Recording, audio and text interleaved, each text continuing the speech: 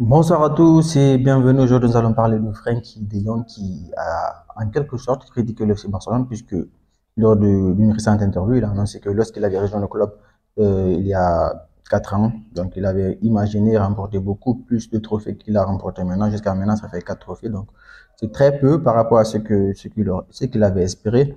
Donc c'est des déclarations en fait qui ont fait beaucoup réagir parce que il faut savoir que Frenkie de Jong, depuis qu'il est du côté de FC Barcelone, c'est vrai que lorsqu'il est venu, il est tombé sur les difficultés du club parce que sportivement, ça n'allait pas trop.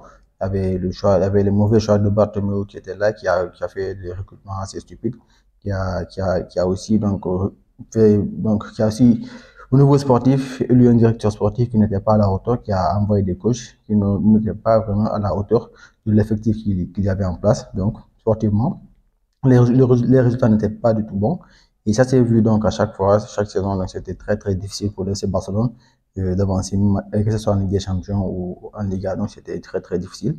Et il est venu donc dans cette atmosphère-là, mais lorsqu'il est venu, les choses se sont empirées de plus en plus parce que il y a eu donc le départ de Luis Suarez, il y a eu le départ même de Lionel Messi, donc à ce moment, c'était très difficile.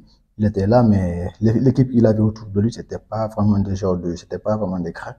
Parce qu'à un moment donné, l'attaque de FC Barcelone, c'était Braithwaite, Memphis Depay, Trincao. Donc, c'était vraiment, en ce moment, c'était très difficile parce qu'il y avait aussi Ousmane Dembélé qui était constamment blessé, qui avait été recruté par Bartomeu, justement, qui avait déboursé 135 millions d'euros pour l'acheter, alors qu'il aurait pu trouver un remplaçant de très grande qualité pour de nombreuses années à un prix moins élevé.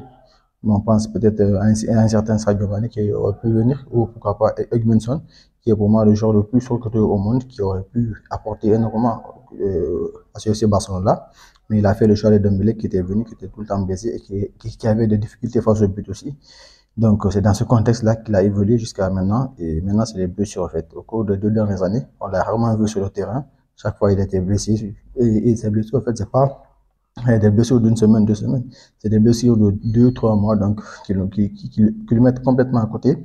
Et il y a eu aussi l'éclosion de Gavi, de Pedri, il y a maintenant Cassado qui est au milieu de terrain. Donc, on peut dire que quasiment le FC Barcelone a son remplacement au sein de l'équipe.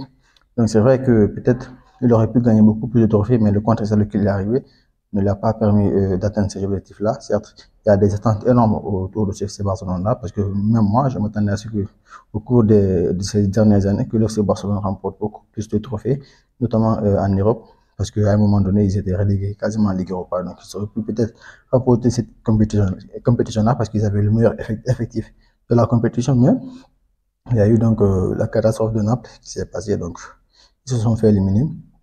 Quand même, c'est vrai. Je pense à mon avis qu'il a raison. Il aurait pu gagner beaucoup plus de trophées que cela. Mais maintenant, avec le nouveau coach Hans Flick, les choses vont certainement changer.